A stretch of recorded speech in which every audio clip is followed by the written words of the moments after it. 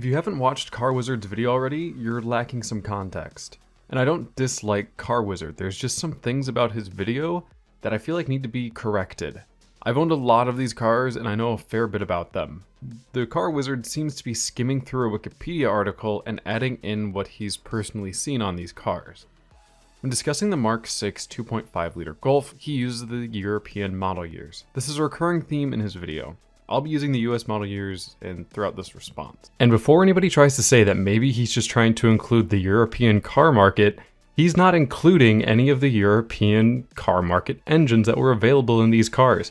He's purely focusing on the American car market. In the segment of small cars, we're going to start out with the 2x.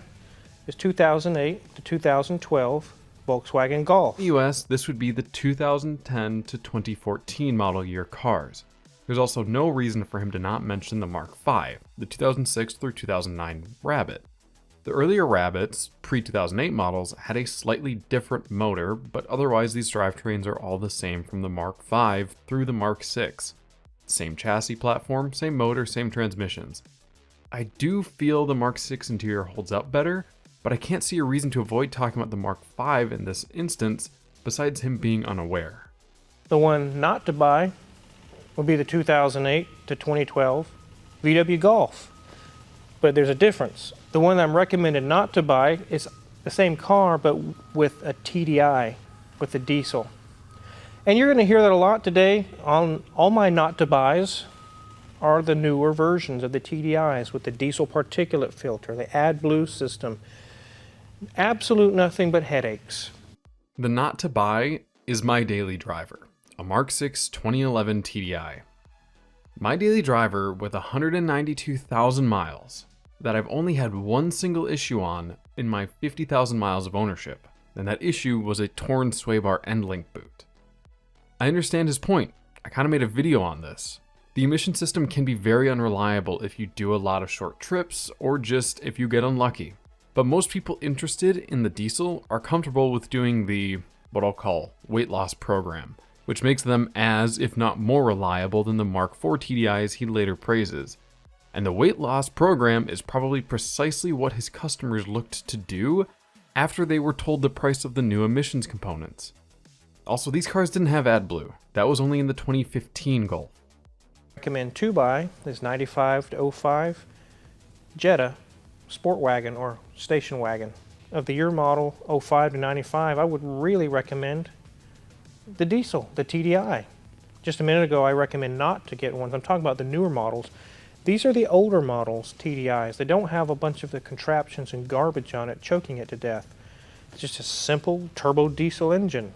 The TDI engine, especially in these years, would easily go 300,000 miles, maybe even 4. I mean, they really last a long time. And if you're into performance, there's a lot of tuning out there. There's things you can do to get more power out of these. It's really a cool car. The one not to buy is the same car, but in 2006 to 2011, Jetta or Jetta Wagon. Like I said a minute ago, it's going to come down to all the strict emission systems that are on the diesels. He basically makes the same point when talking about the Jetta wagons, though he makes a few mistakes. First of all, the ALH and BU TDIs did have emissions equipment. It was limited to an EGR and a normal catalytic converter, and these aren't exactly the most reliable systems either. The EGR gets clogged with debris. Most of the examples you'll find above 200,000 miles have had the CAT and EGR deleted, or the EGR cleaned a bunch of times, possibly replacement as a flap or a coolant flange fails on it. And one of the pros he gives the Mark IV, the tunability, is also a thing on the Mark VI, which he just omits when talking about that. He messes up the year on the sport wagons as well. The Mark V didn't have a diesel sport wagon in the US until 2009, and the 2005-2006 TDI Jetta sedans used the BRM motor, which, like the Mark IV TDI motors, only have an EGR and catalytic converter. Also, the wagon version was unchanged from 2011 until 2014 when it was replaced with the Mark VII. He also failed to go over the gasoline options that were available for the Mark IV. There was the 2-point slow, which is incredibly reliable, the 1.8T that was a bit less reliable just by the nature of being a turbo motor, and then the two variations of the VR6, the 12 valve and the 24 valve. And these all have their own pros and cons to them, but completely skipping over them is kind of disrespectful. He once again mentions a model year of a car that we didn't get in the States. The ones I recommend not to buy in this segment is 2006 newer Volkswagen Passat TDI. The 2006 Passat was gas only, a 2.0T or a 3.2 liter VR6. The diesel Passat he seems to be talking about wasn't available in the States until 2012 with the new model sedan that was built in Tennessee. This does use largely the same components as the Mark 6 and Mark 7 TDIs depending on what year you get, with a few changes here and there. The one that I recommend to buy is 2003 to 2008 Volkswagen GTI.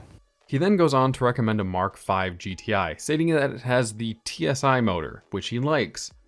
But the Mark 5 debuted in the States in 2006 with the FSI motor, engine code BPY if I recall correctly.